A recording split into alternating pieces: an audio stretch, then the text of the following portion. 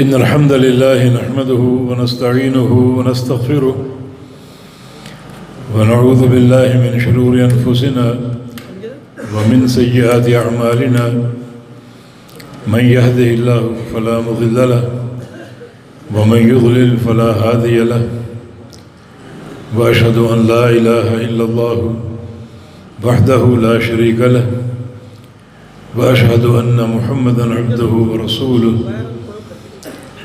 يا أيها الذين آمنوا اتقوا الله حق تقاته ولا تموتن إلا وأنتم مسلمون يا أيها الناس اتقوا ربكم الذي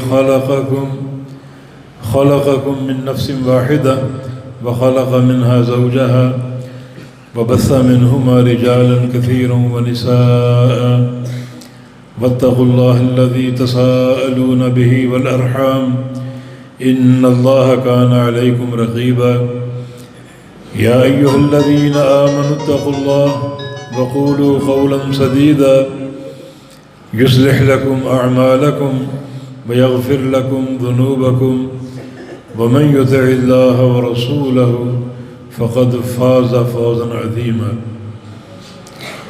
اللهم صل على محمد وعلى آل محمد كما صليت على إبراهيم وعلى آل إبراهيم إنك حميد مجيد اللهم بارك على محمد وعلى آل محمد كما باركت على إبراهيم وعلى آل إبراهيم إنك حميد مجيد سبحانك لا علم لنا إلا ما علمتنا إنك أنت العليم الحكيم رب اشرح لي صدري ويسر لي أمري واحلل عقدة من لساني يفقهوا قولي أعوذ بالله من الشيطان الرجيم من همزه ونفخه ونفثه بسم الله الرحمن الرحيم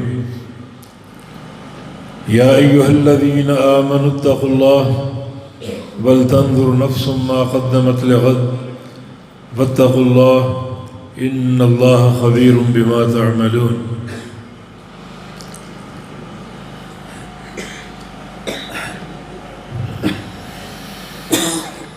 سب سے پہلے آپ حضرات سے بڑی معذرت طلب کروں گا کہ اس پروگرام میں کچھ تاخیر ہو گئی. پروگرام سارا مرتب تھا بحمداللہ، لیکن اصل فیصلے تو آسمانوں پر ہوتے ہیں. وہ کل اچانک ہمارے محترم شیخ ابراہیم بھٹی حافظہ اللہ کی والدہ محترمہ کا انتقال ہو گیا، تو ان کے جنازے میں ہمیں جانا پڑ گیا. کل 10 بجے ہم روانہ ہوئے، رات بھر سفر کرتے رہے اور جنازہ پڑھ کے پھر فوراً گاڑی میں بیٹھ کے میہڑ کا سفر شروع کر دیا. یہ مسلسل یہ سفر میں وقت گزرا ہے، اسی بنا پر کچھ تاخیر ہو گئی. آپ نے انتظار کیا، اللہ تعالیٰ آپ کو اس کا اجر دے، اور یقیناً اجر ملے گا اللہ کی توفیق سے. باقی انتظار کر کے آپ بھی تھک چکے ہیں اور سفر کر کے میں بھی تھک چکا ہوں، تو اس لیے بہت لمبی چوڑی بات کے بجائے 1-2 نقطوں پر بات کر لیتے ہیں. صلی اللہ تعالیٰ ہمیں ایک صحیح فہم عطا فرما دے اور عمل کی توفیق عطا فرما دے. نبی علیہ السلام کی ایک حدیث ہے، لو انکم تعلمون ما اعلم لضحکتم قلیلا ولبکیتم کثیرا، کہ جو کچھ میں جانتا ہوں اگر تم جان لو تو تم ہنسنا چھوڑ دو اور مستقل رونے بیٹھ جاؤ. جن حقائق کا مجھے علم ہے، اگر تمہیں علم ہو جائے تو تم بہت کم ہنسو اور بہت زیادہ رونے لگو. وما ضاجعتم نساءکم علی فروشکم، اور تم اپنے بستروں کی لذتیں بھول جاؤ اور بستروں کی نیندیں بھول جاؤ. اور ایک حدیث میں لَخَرَجْتُمْ إِلَى الصُّعُودَاتِ تَجْأَرُونَ إِلَى اللَّهِ، اور تم اپنے گھر بار چھوڑ دو اور جنگلوں میں نکل جاؤ اور مستقل رونے لگو، گڑ گڑانے لگو. یہ حدیث بڑی قابل غور ہے. اللہ کے پیغمبر کیا فرما رہے ہیں کہ جو کچھ مجھے علم ہے، اگر تمہیں علم ہو جائے تم ہنسنا چھوڑ دو اور رونے بیٹھ جاؤ.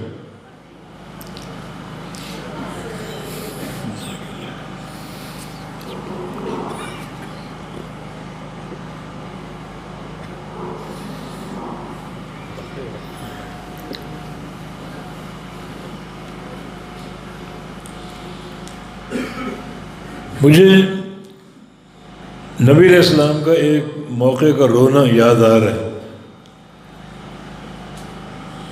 وہ موقع ہم بھی دیکھتے ہیں لیکن ہمیں رونا نہیں آتا، لیکن نبی علیہ السلام کا رونا اس بات کی دلیل ہے کہ یقیناً یہ ایک بہت ہی اہم گھاٹی ہے. سنن نسائی اور ابن ماجہ کی حدیث ہے، نبی علیہ السلام ایک جنازے میں شریک تھے، موجود تھے قبرستان میں، اور قبر کھودی جا رہی تھی اور جنازہ رکھا ہوا تھا. تو اچانک آپ نے رونا شروع کر دیا. ان حدیث کے الفاظ ہیں کہ بکا بکان حتی بل الثرا، اتنا روئے آپ کہ جو سامنے قبر کی مٹی تھی وہ ساری بھیگ گئی.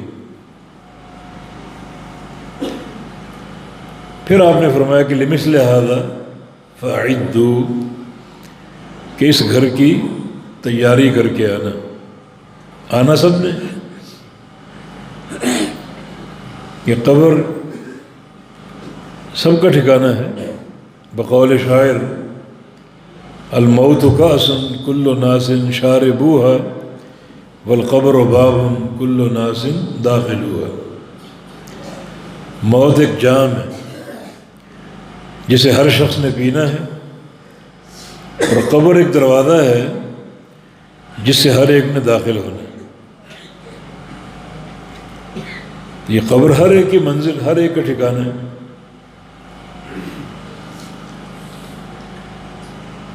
کچھ لوگ یہ سمجھتے ہیں کہ بعض لوگوں کو قبر نہیں ملتی، وہ غلط ہے. کچھ لوگ جل جاتے ہیں،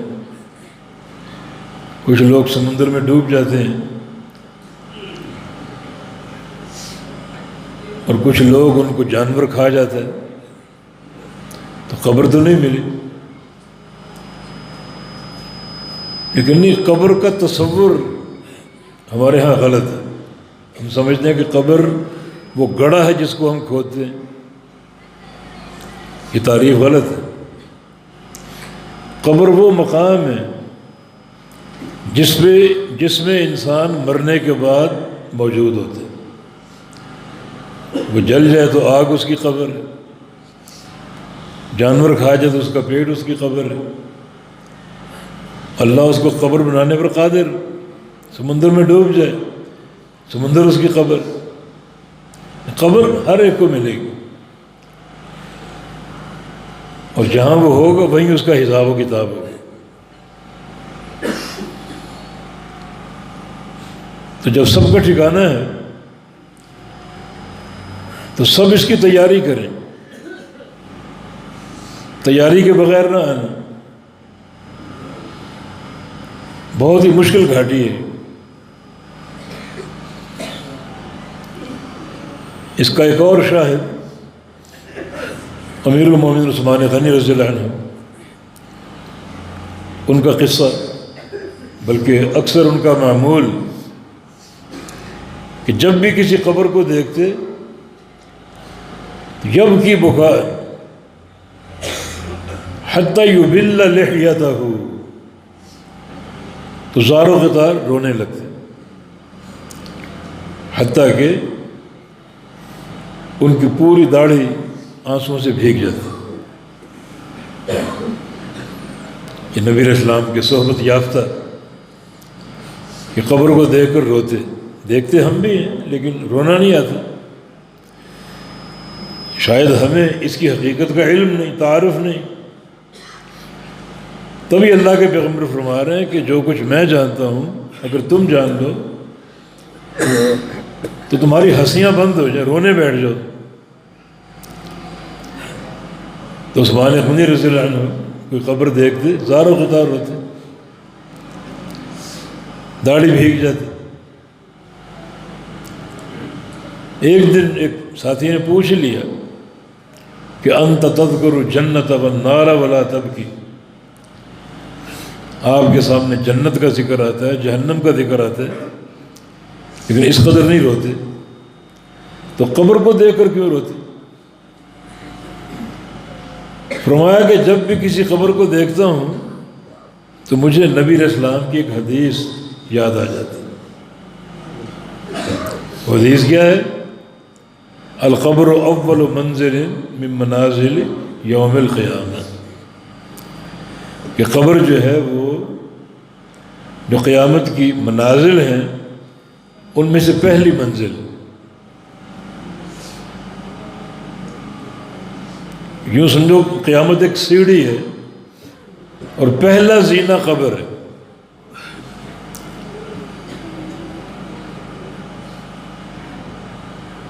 پہلا زینہ قبر ہے، پہلی منزل قبر ہے۔ اور فرمایا کہ من نجا، جو قبر میں نجات پا گیا، جو قبر میں کامیاب ہو گیا، فما بعدہ ایسر، تو اس کے بعد جو مرحلے آگے آئیں گے سارے آسان ہوتے جائیں گے۔ جو پہلی منزل ہے اگر وہاں کامیاب ہو گیا تو اس کے بعد جو بھی آگے مراحل ہوں گے، منازل ہوں گی، ان سب میں آسانی ہوگی، اس کی کامیابیاں ہوں گی۔ وَإِن لَّمْ يَنْجُ فَمَا بَعْدُ أَشَدُّ، اور اگر یہاں نجات نہ پا سکا تو اس کے بعد جو بھی مرحلے ہوں گے، جو بھی منزلیں ہوں گی، وہ سخت سے سختر ہوتی جائیں گی، شدید ہوتی جائیں گی، زیادہ تکلیف دہ ہوتی جائیں گی۔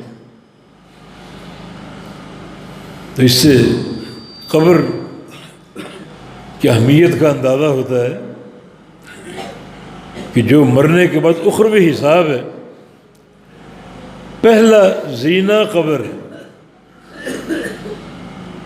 فرمایا اس کی تیاری کر کے آنا، تیاری کے بغیر نہ آنا۔ یہاں کی کامیابی ہر مرحلے کی کامیابی، اور یہاں کی ناکامی ہر مرحلے کی ناکامی۔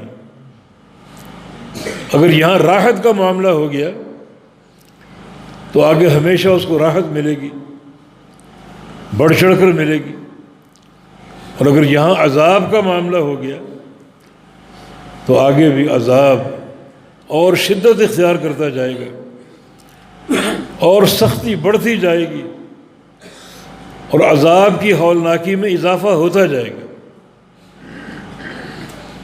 تو اس لیے پہلے ٹھکانے کی تیاری کرو۔ کفا بالموت واعظا، موت بذات خود ایک واعظ ہے، یہ کسی واعظ کے وعظ کی ضرورت نہیں ہے۔ اپنے سامنے تم موت دیکھتے ہو، قبر کھودتے ہو اور اس میں اپنے عزیزوں کو دفن کرتے ہو، تو یہ بذات خود ایک واعظ ہے۔ اس سے نصیحت کا سامان پیدا کرو، کچھ سمجھنے کی کوشش کرو۔ اور مسئلہ یہی ہے کہ اس اہم ترین گھاٹی کی تیاری کرو. عذاب ہولناک ہے. نبی علیہ السلام کی حدیث ہے قبر کے عذاب کے بارے میں، ینادی منادی من السماء ان قد کذب عبدی فافرشوا له من النار والبسوه من النار وافتحوا له بابا من النار. جسے قبر میں عذاب ہوتا ہے، اللہ تعالیٰ کیا فرماتا ہے؟ جو قبر میں ناکام ہو گیا، اللہ تعالیٰ فرماتا ہے کہ یہ بندہ بد عقیدہ، جھوٹا، بد کردار، اس کے نیچے جہنم کی آگ کا بستر بچھا دو، اس کو جہنم کا لباس پہنا دو، اور جہنم کی کھڑکی یا دروازہ قبر میں کھول دو تاکہ وہ ہوائیں اور وہ شدت کے شعلے قبر میں اس کو پہنچتے رہیں. یہ عذاب قبر. اور ایک حدیث میں تعرض علیہ 99 تنینا تلدغه وتلهثه، یعنی قبر میں روزانہ 99 سانپ چھوڑے جائیں گے، اسے ڈسیں گے، اس کو کاٹیں گے، اس کے جسم کو اپنے زہر سے بھر دیں گے. کتنی اذیت ہوگی. وہ ایسا زہر ہے کہ اس کا ایک قطرہ اگر زمین پہ ٹپکا دیا جائے تو زمین پر موجود ساری معیشت زہریلی اور کڑوی ہو جائے.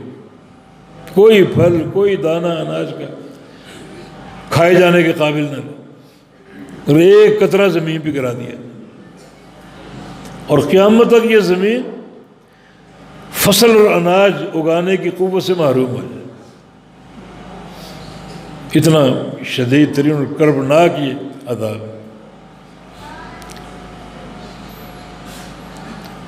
اور عذاب یہ بعض اوقات بڑے ہلکے گناہ پر بھی ہو سکتے.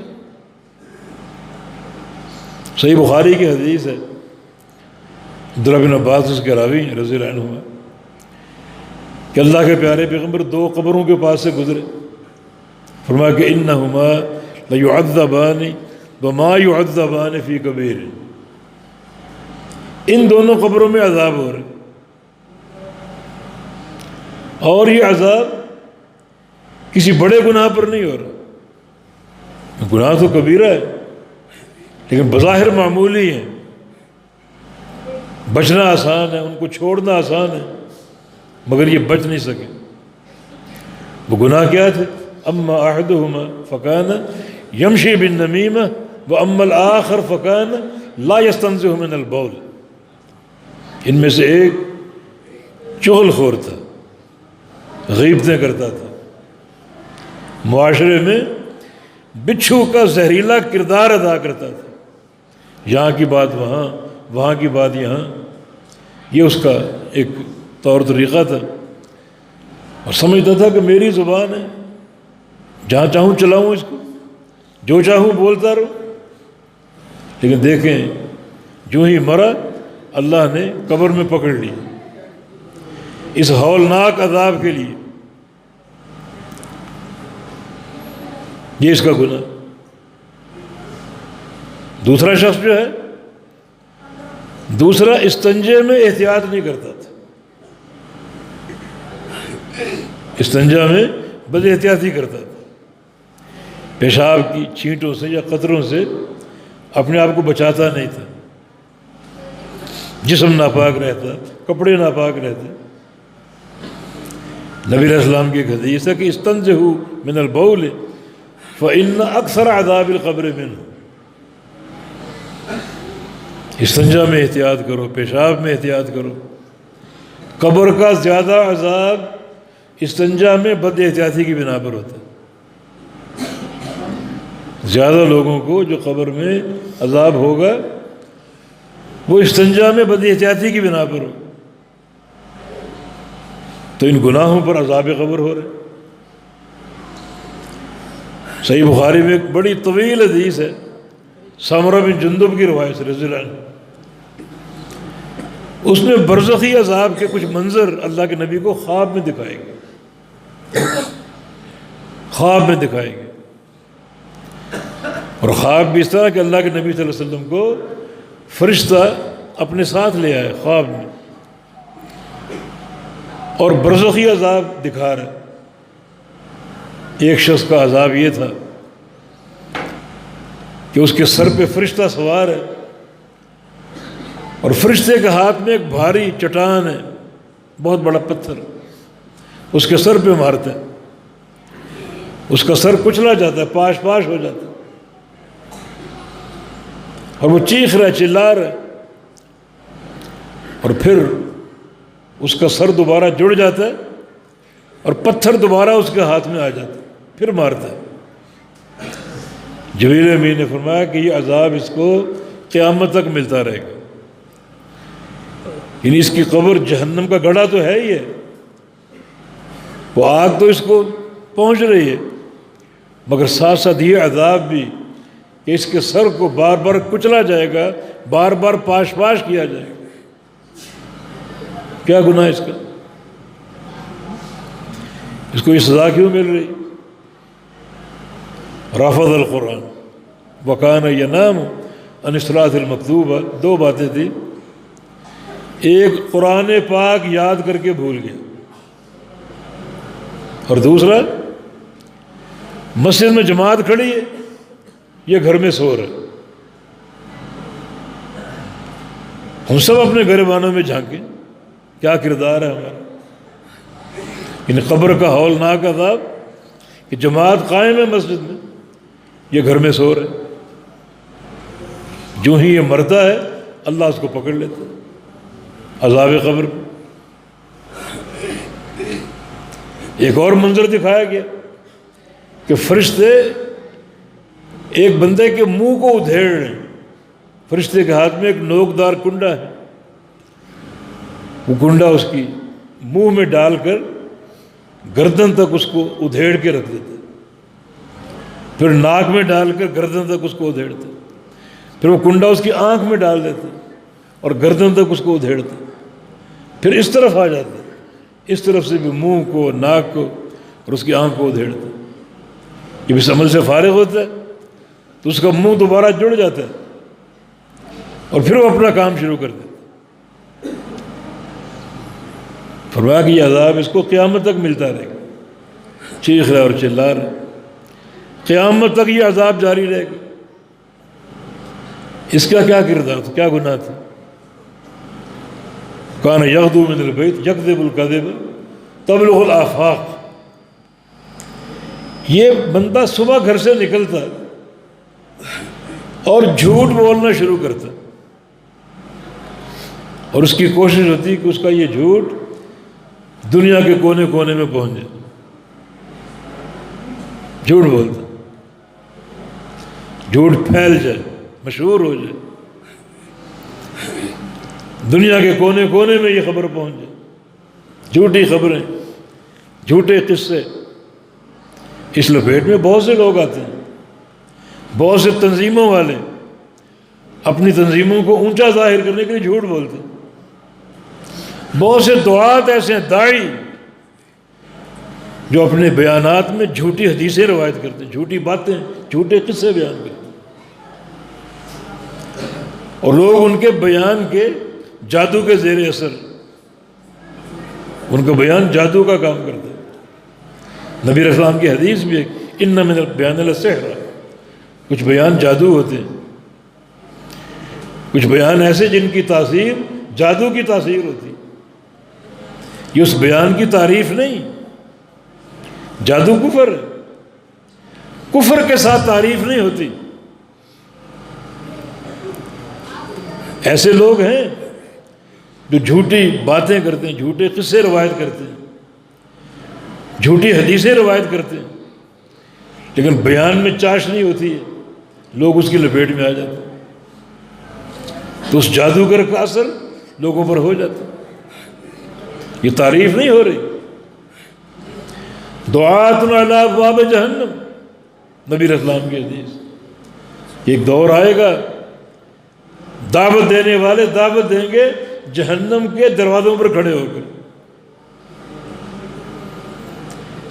جو ان کی بات مانے گا اسے وہیں اسی وقت اٹھا کے جہنم میں ڈال دیں گے۔ ایسا پرفتن دور ہوگا کہ داعی دعوت کا کام کریں گے، جہنم کے دروازے پر کھڑے ہو گے، جو ان کی پیروی کرے گا اس کو اسی وقت اٹھا کر جہنم میں ڈال دیں۔ لیکن اگر آپ صحیح سنت کی طرف آئیں، صحیح حدیث کی طرف آئیں، اللہ کے پیارے پیغمبر صلی اللہ علیہ وسلم کہ سچے دین کی طرف آئے، تو اس دین میں، اس حدیث میں، اس سنت میں جنت کے داخلے کے پروگرام خود اللہ کے پیغمبر فرمایا کرتے تھے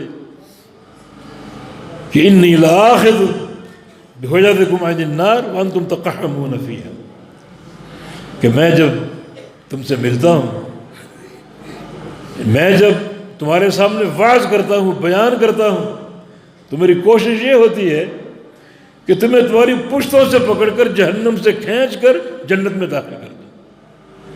یہ سچی دعوت، سچی دعوت کا نتیجہ جنت ہے۔ امام الانبیاء فرما رہے ہیں کہ میری یہ حرص ہوتی ہے کہ ایسا تم کو علم دوں، ایسی تربیت دوں کہ تم کو جہنم سے اٹھا کر جنت میں داخل کر دوں۔ مگر کچھ داعی ایسے ہیں، دعوت دینے والے ایسے ہیں جو جہنم کے دروازوں پر کھڑے ہو کر دعوت دیں گے، جو ان کی پیروی کرے گا اس کو وہیں اٹھا کر جہنم میں ڈالیں گے۔ تو یہ شخص ہے جھوٹ بولنا، کوشش کیا کہ میرا جھوٹ پھیل جائے، دنیا واہ واہ کرے، اب قبر میں پکڑا گیا، عذاب اس کو ہو رہا ہے، اور یہ عذاب قیامت تک ہوتا رہے گا۔ ایک منظر اور دیکھا، ایک برتن ہے جیسے دیگ ہوتی بڑی، پیٹ اس کا بہت بڑا ہے اور منہ اس کا بالکل تنگ ہے، اس میں مرد عورتیں چل رہی، چیخیں ان کی بلند ہو رہی، پیٹ موٹا بڑا اس لیے کہ اس برتن میں لوگ زیادہ داخل ہوں گے، اور منہ چھوٹا اس لیے تاکہ اس سے نکل نہ سکے، اندر ہی رہے۔ آگ کے شعلے ان کو جھلسا رہے ہیں، جلا رہے ہیں، مردوں کو، عورتوں کو، اور ان کی چیخیں بلند ہو رہی ہیں۔ نبی علیہ السلام نے پوچھا من ہؤلاء، یہ کون لوگ ہیں؟ فرمایا کہ ہؤلاء الزوانی والزنات، اس امت کی وہ عورتیں جو زنا کرتی تھی اور وہ مرد جو زنا کرتے تھے، زانی مرد اور زانی عورت، جو ہی مرے اللہ نے پکڑ لی، اب جہنم میں عذاب ہو رہے۔ ایک اور منظر دیکھا، ایک حوض ہے، ابلتا ہوا سرخ اس کے اندر پانی یا تیل ہے، اس میں لوگ جل رہے ہیں، اور باہر کناروں پر فرشتے کھڑے ہیں، کوئی نکلنا چاہتا ہے، فرشتوں کے ہاتھ میں پتھر ہوتے ہیں، پتھر ان کے منہ میں ڈال کر ان کو دوبارہ اسی حوض میں پھینک دیتے، کھولتا ہوا تیل، شدت کی گرمی اور حرارت، بڑی اذیت، بڑی تکلیف۔ پیارے پیغمبر پوچھا یہ کون لوگ ہیں؟ فرمایا وہ لوگ جن کے کاروبار میں سودی کاروبار کرتے، سودی کاروبار کرتے، یہ ان کا عذاب۔ تو دیکھیں یہ عذاب کی مختلف کیفیت ہے۔ تو عذاب قبر یعنی کیسے کیسے گناہوں پر ہو رہا ہے، اور کتنا مہیب اور خطرناک عذاب ہے۔ اللہ کے نبی قبر کو دیکھ کر رو رہے ہیں، عثمان غنی قبر کو دیکھ کر رو رہے ہیں۔ ایک محدث عبداللہ بن مبارک رحمہ اللہ، امام ذہبی نے ان کا قصہ نقل کیا کہ ایک دعوت میں وہ موجود تھے، رات کا وقت تھا، کھانا چن دیا گیا، اچانک چراغ بجھ گیا اور کمرے میں اندھیرا پھیل گیا۔ اچانک لوگوں نے سنا کمرے میں سسکیاں بلند ہو رہی، رونے کی جو ہے وہ آوازیں دبی دبی آ رہی ہیں۔ جب روشنی بحال ہوئی تو عبداللہ بن مبارک کا چہرہ آنسوؤں سے بھیگا ہوا تھا، رو پڑے۔ جب بھی وہ شدید تاریکی دیکھتے، شدید اندھیرا دیکھتے تو ان کو قبر کا اندھیرا یاد آ جاتا، قبر کی تاریکی یاد آ جاتی جس پر وہ رویا کرتے۔ تو یہ ایسے حقائق ہیں جو ہم نہیں جانتے۔ ہم قبرستان دیکھتے ہیں، قبروں کے پاس سے گزرتے ہیں، لیکن ہماری کیفیت میں کوئی تبدیلی نہیں آتی۔ امام الانبیاء فرما رہے ہیں کہ جو کچھ میں جانتا ہوں اگر تم جان لو تمہاری ہنسیاں بند ہو جائیں، مستقل رونے بیٹھ جائیں۔ یہی وجہ کہ آپ قبر کو دیکھ کر رو رہے ہیں۔ تو کیا حقائق ہے قبر کے، کیا عذاب کی کیفیت ہے، کیسے کیسے گناہوں پر قبر کا عذاب ہو رہا ہے۔ یہ باتیں بڑی قابل اور بڑی سوچنے والی۔ بس تیاری کر کے آنا، اس گھر کی تیاری کر کے آنا۔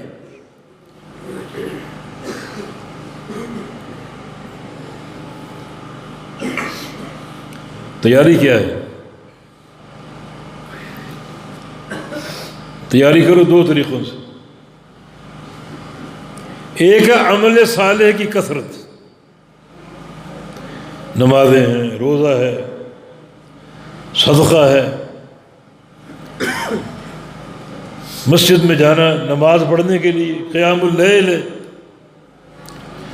نبی علیہ السلام کی حدیث ہے کہ اذا ادخل الرجل فی قبرہ، جب کسی میت کو قبر میں داخل کیا جاتا ہے تو عذاب اس پر حملہ کرتے ہیں۔ یہ پہلا معاملہ، یہ قبر میں داخل کیا گیا۔ اس سے بھی قبل جو قبر کا ضغطہ ہے، قبر دبا لیتی، قبر بندے کو بھینچ لیتی ہے، حتیٰ سارا کا شارہ کے الفاظ بھی بعض لوگوں کو اتنا دباتی ہے کہ اس کا جسم بال کی طرح باریک ہو جاتا ہے، اور حتیٰ تختلف اضلاعہ، یہ پسلیاں ایک دوسرے میں داخل ہو جاتی، اتنا دباتی۔ یہ ہر ایک کو دباتی، نیک ہو، بد ہو، مومن ہو، کافر ہو، سب کو دباتی۔ سعد بن معاذ رضی اللہ عنہ جب قبر میں داخل کیے گئے، فرمایا کہ لقد ضمۃ، تو وہ دبائے گئے، قبر نے دبایا ان کو، حتی اختلفت اضلاعہ، ان کی پسلیاں ایک دوسرے میں داخل ہو گئی، اس قدر قبر نے دبایا۔ نبی علیہ السلام نے طویل دعا کی سعد کے لیے، حتی فرج عنہ، اللہ نے ان کی قبر کو کھول دیا۔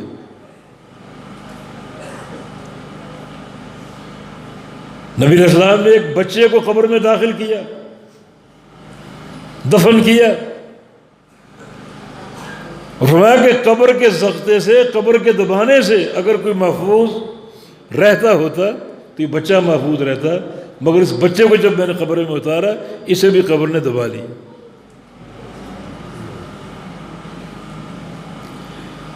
یہ دبانا لمبا بھی ہو سکتا ہے، چھوٹا بھی ہو سکتا ہے۔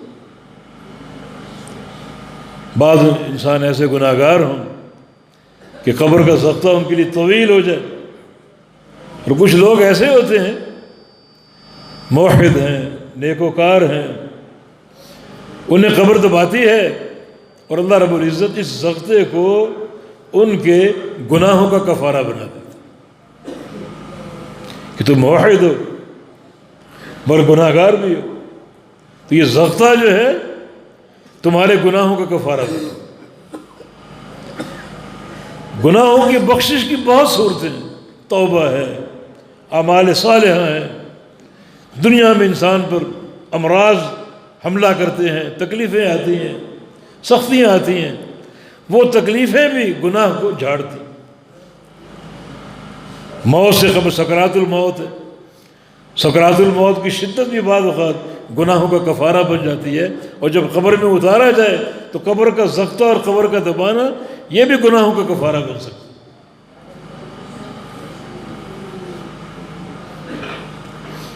یہ آغاز ہے انسان کی قبر کا۔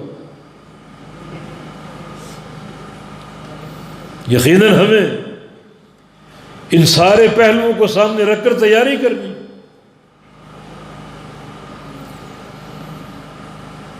اس کے بعد کیا ہے؟ پھر اس قبر میں جانے والے پر اللہ کا عذاب حملہ کرتا ہے، اور وہ عذاب اس کو جہاں جہاں موقع ملے وہاں وہاں حملہ آور ہوتا ہے۔ کبھی سر کی طرف سے آتا ہے، کبھی پاؤں کی طرف سے، کبھی ہاتھوں کی طرف سے، کبھی چہرے کی طرف سے۔ رسول اللہ صلی اللہ علیہ وسلم نے فرمایا کہ اگر وہ عذاب چہرے کی طرف سے آتا ہے تو اس کے سجدے سامنے آ جاتے ہیں، ڈھال بن جاتے ہیں۔ اگر عذاب ہاتھوں کی طرف سے آتا ہے تو اس کا صدقہ سامنے آ جاتا ہے، وہ ڈھال بن جاتا ہے۔ اگر وہ عذاب پاؤں کی طرف سے آتا ہے، دو طرح کی حدیثیں، ایک مشی الی المساجد، جو چل کر جاتا ہے مسجد میں نماز پڑھنے کے لیے، وہ عمل سامنے آ کر دفاع کرتا ہے، اور ایک حدیث میں قیام اللیل کا ذکر، رات کو اٹھتا ہے تہجد کے لیے، قیام اللیل کے لیے کھڑا ہوتا ہے، تو اس کے یہ پاؤں، اس کی ٹانگیں قبر میں اس عذاب کا دفاع کریں۔ حملہ پیٹ کی طرف سے ہو، روزہ سامنے آ جاتا ہے۔ اور نبی علیہ السلام کی ایک حدیث ہے کہ اعمال چاروں طرف سے گھیر لیتے، عذاب کہتا ہے کہ مجھے کہیں سے کوئی رستہ ملے، کوئی سوراخ ملے تاکہ میں داخل ہوں اس سوراخ سے اور اس کو عذاب پہنچاؤں، مگر اعمال اس طرح ڈھانپ لیتے ہیں، نمازیں، روزے، صدقات، زکوٰۃیں، قیام اللیل، اس طرح ڈھانپ لیتے ہیں کہ عذاب کو جگہ نہیں ملتی، سوراخ نہیں ملتا اس بندے تک پہنچنے کی۔ یہ قبر کی تیاری، نیک اعمال، اعمال صالحہ، یہ سوچ کر کرو۔ یہ اعمال صالحہ جو پہلا زینہ ہے آخرت کا، اس میں تحفظ کی بنیاد ہے، جو پہلا زینہ۔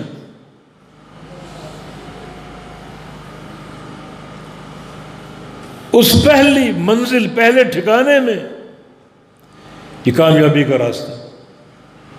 عمل صالح جو ہے وہ انسان کا دفاع کرتا ہے۔ یہ حاتم الاصم ایک بڑے زاہد اور عالم گزرے،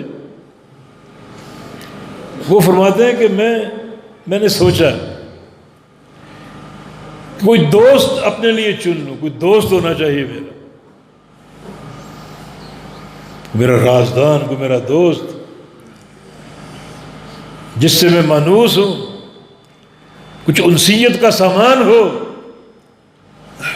اب میں سوچنے لگا کس کو دوست بناؤں، کبھی کوئی سامنے آ رہا ہے، کبھی کوئی سامنے آ رہا ہے، مگر میں نے آخر یہ سوچا کہ یہ سارے دوست، ان کی دوستی دنیا کی زندگی تک ہے، کوئی دوست قبر میں میرے ساتھ نہیں اترے گا، جو پہلا ٹھکانہ۔ کوئی دوست قبر میں نہیں اترے گا، تو دوستی تو وہ درست ہوتی ہے جو ہمیشہ وفادار، جو پوری دنیا ساتھ ہے، دوست بھی ساتھ۔ آج موت کی شکل میں تنہائی ہو گئی، دوست نے بھی چھوڑ دیا، یہ تو وفاداری نہیں۔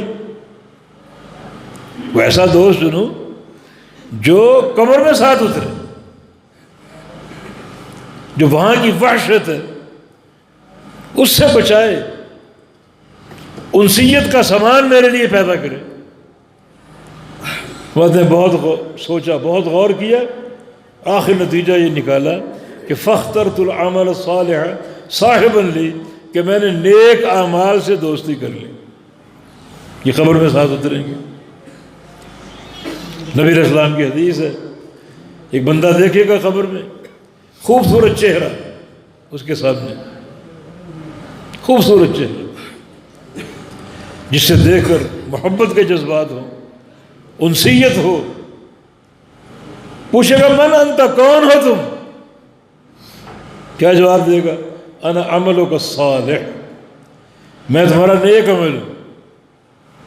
اللہ رب العزت نے اس کے نیک اعمال کو ایک خوبصورت چہرے کی شکل دے دی.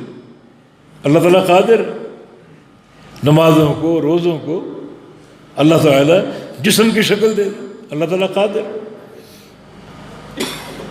کسی نے موت دیکھی؟ لوگ مرتے ہیں، مرتے دیکھتے ہو، موت کسی نے نہیں دیکھی. موت ایک معنوش ہے جو اہل فلسفہ کے نزدیک آراز میں سے موت نہیں دیکھی کسی، کیونکہ موت کا جسم نہیں. مگر نبی علیہ السلام کی حدیث ہے قیامت کے دن ایک مینڈا لایا جائے گا. اللہ تعالیٰ جنتیوں کو اور جہنمیوں کو مخاطب ہو کر کہے گا کیا جانتے ہو یہ کیا چیز؟ کہیں گے نہیں. اللہ فرمائے گا یہ موت ہے، اور آج میں موت کو ذبح کر رہا ہوں، موت کو موت دے رہا ہوں. خلود اللہ موت، جنت والو اب جنت میں ہمیشگی ہے، تم پر کبھی موت نہیں آئے گی.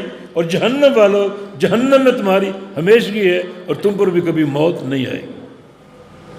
اللہ تعالیٰ قادر. یعنی موت کو جو ایک معنوش ہے اسے اللہ نے وجود دے دیا، جسم دے دیا. اس طرح قبر میں اللہ تعالیٰ نیک اعمال کو خوبصورت انسان کا چہرہ بنا دے گا، اور برے اعمال کو انتہائی مکروہ چہرہ، وحشت زدہ چہرہ، ظالمانہ چہرہ جو اس کے خوف کو اور بڑھائے گا. یہ سارے قبر کے حقائق. ان حقائق کو سن کر ان قبر کی تیاری کی توفیق نہیں ہوتی، جو اللہ کے نبی کا فرمان کہ اس گھر کی تیاری کر کے آنا. سارے حقائق کتاب و سنت میں بیان اور وارد. اور یہ وہ معاملہ جو ہمارے سامنے، قبرستان ہمارے سامنے ہے. اپنے ہاتھوں سے قبریں کھودتے ہیں، اپنے ہاتھوں سے لوگوں کو قبر میں اتارتے ہیں. لیکن سب سے جو اہم قبر کی تیاری ہے وہ اصول ثلاثہ ہے. اصول ثلاثہ: رب تعالیٰ کی معرفت، دین اسلام کی معرفت، اور محمد مصطفیٰ علیہ السلام کی معرفت. حقیقی معرفت، جذباتیت نہیں، نعروں کی حد تک نہیں، حقیقی معرفت. اللہ تعالیٰ اس کی توحید کی اقسام، توحید کی معرفت، دین اسلام کی معرفت، رسول اللہ صلی اللہ علیہ وسلم کی معرفت، یہ قبر کی سب سے اہم تیاری. کیونکہ ہر بندے سے 3 سوال ہوں: من ربک، ما دینک، من نبیک. تیرا رب کون ہے، تیرا دین کیا ہے، اور تیرا نبی کون. یہ 3 سوال. سوال کہاں ہوں گے؟ قبر میں. حق تو یہ تھا کہ قبر ہی میں وہ پرچہ دیا جاتا، وہ پیپر دیا جاتا، مگر پیپر آؤٹ ہو چکے. یہ شریعت کی برکت اور سماحت. کوئی ممتحن اپنا پیپر نہیں دیتا، کمرہ امتحان میں ملتا. اللہ تعالیٰ یہ پیپر دے چکے، دنیا میں پھیلا چکے. یہ قبر میں 3 سوال ہیں، ہر ایک سے پوچھے جائیں گے. تیاری کرو، تیاری کا موقع ہے، تیاری کرو. کچھ لوگ سمجھتے ہیں کہ سوال بھی آسان ہے، جواب بھی ہمیں آتے ہیں. آسان ہے بالکل. رب کون ہے؟ اللہ. دین کیا ہے؟ اسلام. نبی کون ہے؟ محمد صلی اللہ علیہ وسلم. اس میں کیا اشکال؟ بچہ جانتا. تیاری ہے ہماری. نہیں۔ قبر میں ان سوالوں کا جواب وہ شخص دے سکے گا جس کو اللہ توفیق دے، اور اللہ توفیق کسے دے گا؟ اللہ ہر بندے کو جانتا ہے، اس کے ظاہر کو، اس کے باطن کو، اس کی پوری زندگی کو۔ ایک بندہ اللہ کے علاوہ کسی اور کو مشکل کشا مانتا، اس نے اللہ کو رب مانا۔ سوال ہے کہ تیرا رب کون ہے؟ مانا تیرا مشکل کشا کون ہے، تیرا حاجت روا کون ہے، تجھے پالنے والا کون ہے، تیرا رازق کون ہے، تیرا مدبر کون ہے، تیرے امور کی تدبیر کرنے والا کون ہے؟ یہ جواب کون دے گا؟ جو ان سارے امور میں اللہ کو مانتا ہے، اللہ خالق ہے، اللہ مالک ہے، اللہ رازق ہے، اللہ مشکل کشا ہے، اللہ حاجت روا، اللہ داتا ہے، وہ جواب دے گا۔ یہ سوال آسان نہیں۔ ان سوالوں کے جواب میں آپ کی پوری جو دنیاوی زندگی، اس کی تاریخ ہے۔ کیا کرتے رہو دنیا میں؟ کون ہے رب؟ کسے مشکل کشا مانتے تھے؟ کس کو سجدہ کرتے تھے؟ کس کے گھر کا طواف کرتے تھے؟ کس کے نام کی قربانی کرتے تھے؟ کس کے نام کی نظر و نیاز دیتے تھے؟ کس کے نام کا صدقہ؟ کس کے نام کا ذبح؟ پورا جو دنیا کا عمل ہے، وہ اس عمل کی صحت جو ہے وہ آپ کو اس قابل بنائے گی اللہ کی توفیق سے کہ آپ اس سوال کا جواب دیں۔ لیکن جس بندے کے عقیدے میں انحراف ہوگا، جناب فلاں مشکل کشا ہے، فلاں حاجت روا ہے، فلاں داتا اور فلاں شفا دینے والا، فلاں اولاد دینے والا، یہ باقاعدہ ہم نے تقسیم کر رکھا۔ اولاد چاہیے فلاں دربار میں جاؤ، رزق چاہیے فلاں دربار میں جاؤ، شفا چاہیے فلاں دربار میں جاؤ۔ وہ اس سوال کا کیا جواب دے گا؟ اللہ اس کی مت مار دے گا۔ وہ ہا لا ادری کہے گا۔ یہ ہا کلمہ تعجب ہے، تعجب کرے گا کہ سوال تو آسان ہے، جواب بھی معلوم تھا، مگر وہ جواب میری زبان پر جاری کیوں نہیں ہو رہا؟ جاری اس لیے نہیں ہو رہا کہ جو تیری دنیا کی زندگی ہے اس میں انحراف ہے، اعتقادی انحراف، اللہ کے ساتھ شریک مقرر کرتے۔ من رب کو، تیرا رب کون ہے؟ یہ سوال ایک مکمل توحید ربوبیت، بلکہ توحید الوہیت اور توحید اسماء و صفات سب کی عکاسی کرتے۔ وہ اللہ رب ہے، جس کو رب مانتے ہو، جس کو خالق اور مالک مانتے ہو، وہی عبادت کے لائق ہے۔ یا ایھا الناس اعبدوا ربکم الذی خلقکم، رب کی عبادت کرو، کیوں؟ تمہارا خالق ہے، خالق ہی معبود ہوتا ہے۔ ورنہ دکھاؤ، کسی کو دکھاؤ کسی نے کیا پیدا کیا۔ الا فلیخلقوا ذرہ ولیخلقوا شعیرا، چیلنج موجود ہے۔ جن جن کو پکارتے ہو سب کو جمع کرو اور کہو جمع ہو کر ایک اناج کا دانہ یہاں پیدا کر کے دکھاؤ، بنا کے دکھاؤ۔ چیلنج موجود ہے۔ سائنس کہاں سے کہاں پہنچ گئی۔ یہ چیلنج قبول کر کے اسلام کو جھوٹا ثابت کرو۔ اسلام کے خلاف تدبیریں کرنے والوں، اسلام کے خلاف دن رات بھونکنے والوں، چیلنج موجود ہے، کیوں نہیں قبول کرتے؟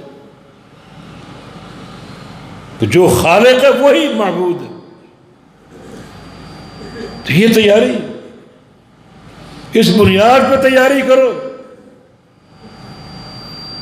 دین کیا ہے؟ دین اسلام۔ اس کا جواب ہر ایک نہیں دے گا۔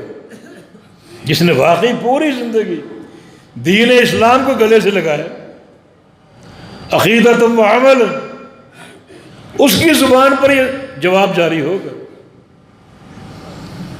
اور اگر دین اسلام عقیدہ یا عمل کے اعتبار سے آپ کی زندگی سے باہر ہے، خارج ہے، تو بھائی سوال آسان ہے، جواب بھی آسان ہے، مگر قبر میں جواب نہیں دے سکو گے۔ یہ جواب اللہ کی توفیق سے دو گے۔ اللہ جانتا ہے تم نے پوری زندگی دین اسلام سے کیسا تعلق رکھا۔ دیکھیں اسلام حدیث جبریل پوچھا مل اسلام یا رسول اللہ، اسلام کیا ہے؟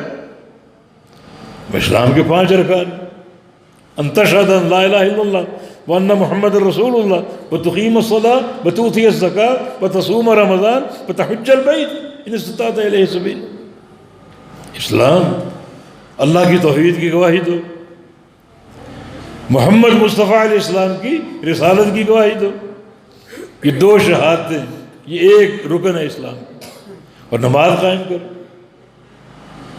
زکوٰۃ دو، رمضان کے روزے رکھو، یہ اسلام ہے۔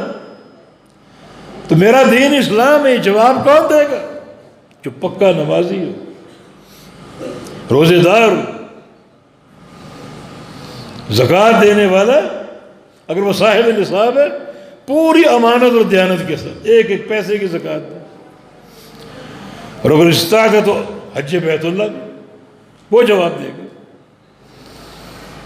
اسلام ایک ضابطۂ حیات جس کی یہ 5 بنیادیں ہیں، 5 ارکان ہیں، تو سوال بظاہر آسان، مگر جواب کون دے گا؟ جو ان 5 ارکان کو ماننے والا، عملی اعتبار سے اپنانے والا ہو، وہ جواب دے گا۔ تو یہ تیاری، قبر کی تیاری۔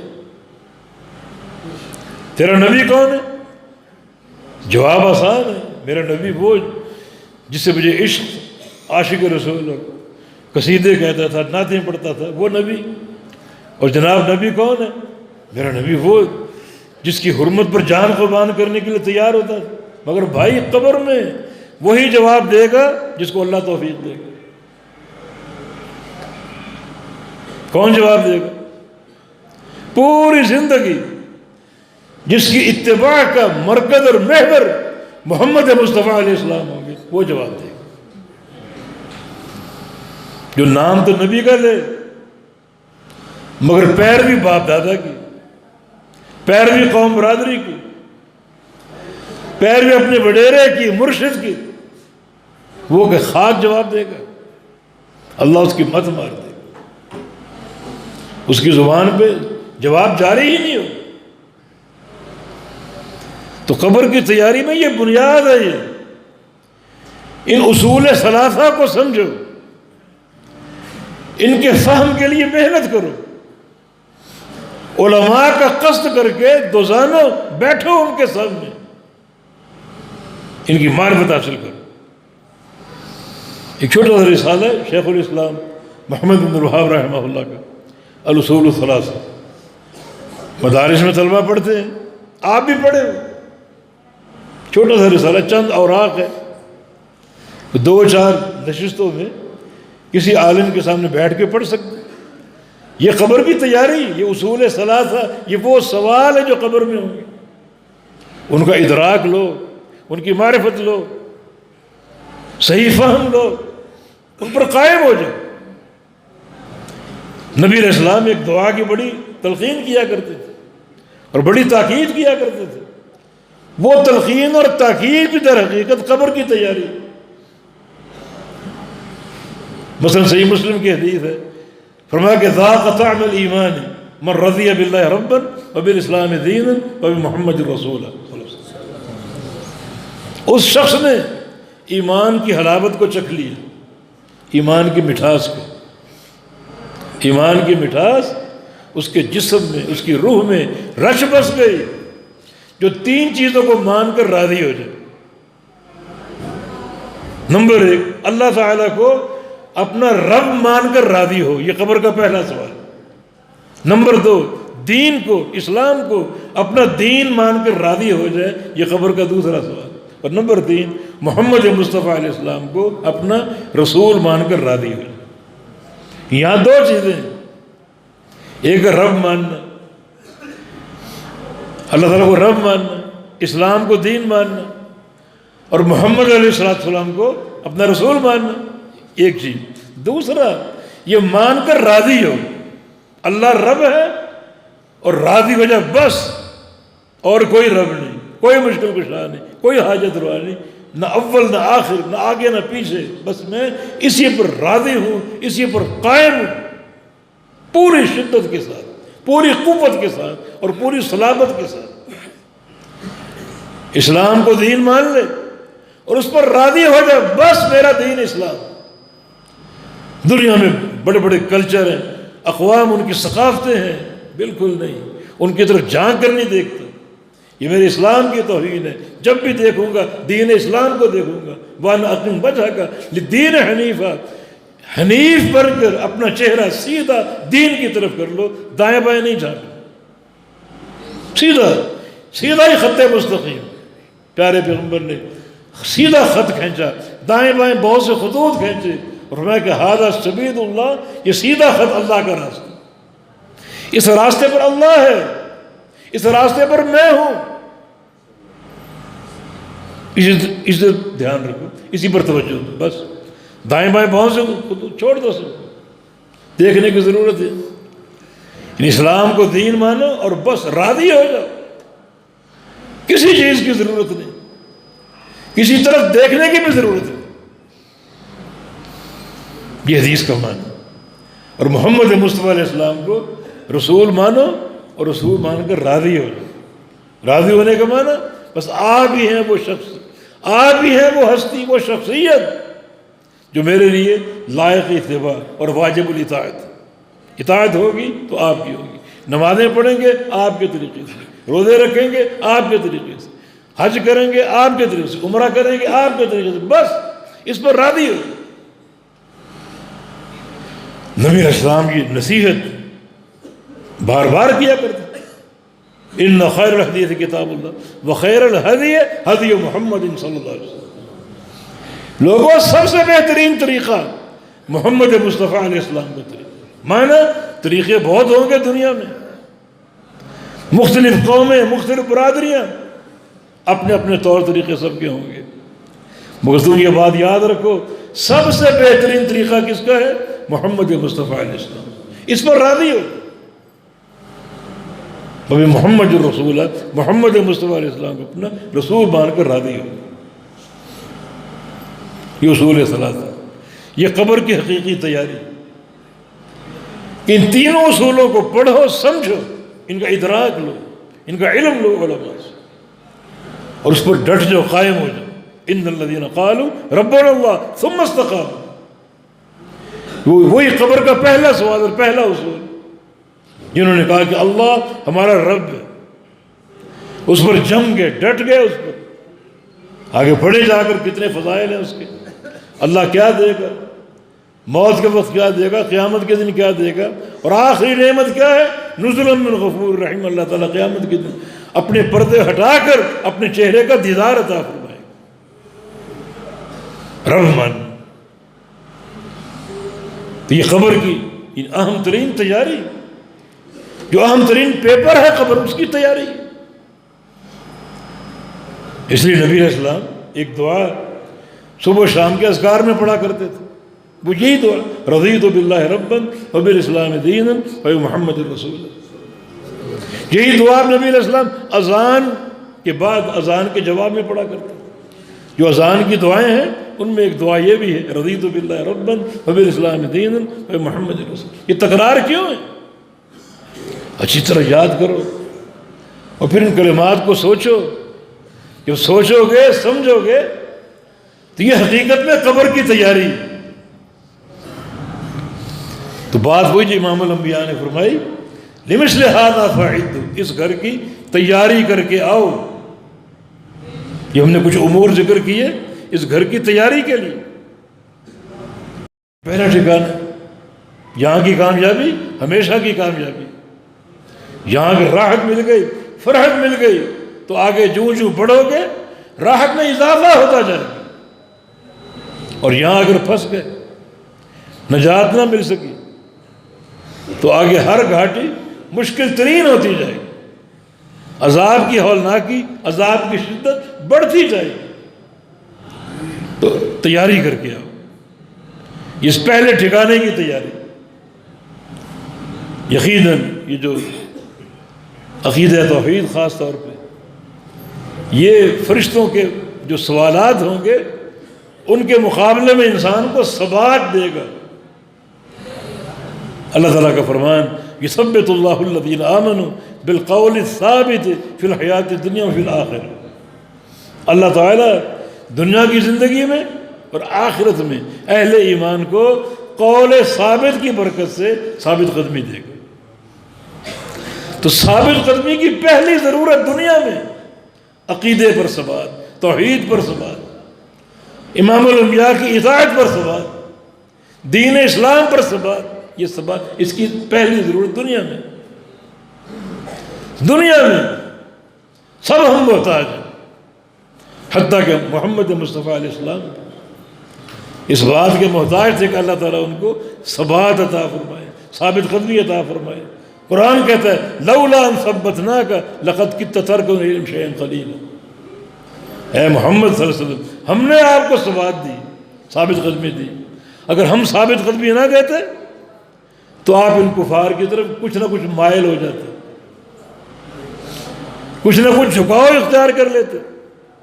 اذا لأذقناک ضعف الحیات و ضعف الممات، ایسا اگر کر لیتے ہم دنیا کے اندر بھی آپ کو ڈبل عذاب دیتے اور مرنے کے بعد بھی ڈبل عذاب دیتے۔ اس میں ایک نکتہ ہے، ایک جتنا مقرب ہو، جتنا اللہ اس کو اعزاز دے، اتنا ہی اس کی اگر اس کے اندر کوئی کوتاہی ہوگی اس کی سزا بھی سنگین ہوگی۔ تو میں یہ کہوں گا یقین کہ اللہ تعالیٰ نے آپ کو کتاب و سنت کی دولت سے مالا مال کیا، قرآن و حدیث کی دولت سے مالا مال کیا، یہ آپ کے لیے اعزاز ہے۔ لیکن اگر کوتاہی برتو گے تو عذاب کی شدت بھی اسی تناسب سے ہوگی، اسی تناسب سے ہوگی۔ تو یہ ثبات بڑی اہم ہے، ثبات کی ضرورت۔ تو ثبات کی پہلی حاجت دنیا میں اور پھر قبر میں، جب فرشتے پوچھیں کہ مر ربک ما دینک من نبیک، تو قول ثابت کی برکت سے ثبات ملے گا۔ عبداللہ بن عباس رضی اللہ عنہ مفسر قرآن، وہ قول ثابت کا معنی بیان کرتے ہیں اے شہادت ان لا الہ الا اللہ، قول ثابت لا الہ الا اللہ۔ اس کو پڑھو، اس کو سمجھو، اس پر توجہ دو، کثرت سے اس کا ذکر کرو۔ یہ بھی قبر کی تیاری، اللہ تعالیٰ قول ثابت کی برکت سے آپ کو ثبات دے گا فرشتوں کے سوالوں کے مقابلے۔ تو لا الہ الا اللہ، اس پر توجہ دینا، محنت کرنا، اس کے معنی کو جاننا، اس کلمے کے ارکان کو جاننا، نفی اور اثبات کی صورت میں، یہ بھی قول ثابت، اس کا فہم، اس کی تیاری حقیقت میں قبر کی تیاری۔ تو ان امور کو سامنے رکھیں اور جو پہلی گھاٹی آخرت کی اس کے لیے تیار ہو جائے، تیاری کی۔ اللہ پاک مجھے اور آپ کو توفیق دے، اللہ تعالیٰ ہم سے راضی ہو جائے، ہمارے گناہوں کو بخش دے، اللہ تعالیٰ ہمیں توفیق دے کہ ہم عقیدے کے اندر ثبات پیدا کریں، سچا فہم حاصل کریں، علماء سے تعلق جوڑ کر رکھیں، ان سے دین سیکھیں اور سمجھیں، یہی نجات کا راستہ ہے۔ اللہ پاک توفیق عطا فرما دے، اللہ آپ کا آنا قبول کر لے، اپنے گھروں سے آپ آئے، اللہ تعالیٰ ایک ایک قدم کو برکتوں سے بھر دے، واپس جائیں گے اللہ تعالیٰ آپ کے اس اجتماع کو اجتماع مرحوم بنا دے، رحمت سے ڈھکا ہوا، اور جب آپ منتشر ہوں تو اللہ تعالیٰ ہم سب کے گناہوں کو معاف فرما دے۔ اقول قولی ھذا واستغفر اللہ لی ولکم وآخر دعوانا ان الحمد للہ رب العالمین۔ الحمد للہ رب العالمین الرحمن الرحیم مالک یوم الدین، یا رب لک الحمد کما ينبغی لجلال وجهک ولعظیم سلطانک۔ اللهم صل على محمد وعلى آل محمد كما صليت على إبراهيم وعلى آل إبراهيم إنك حميد مجيد۔ اللهم بارك على محمد وعلى آل محمد كما باركت على إبراهيم وعلى آل إبراهيم إنك حميد مجيد۔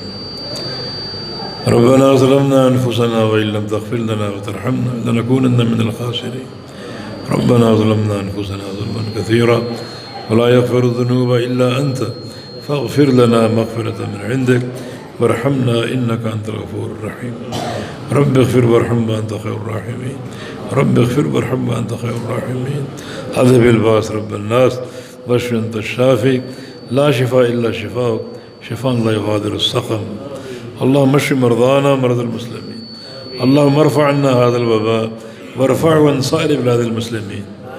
ربنا آتنا في الدنيا حسنة وفي الآخرة حسنة وقنا عذاب النار۔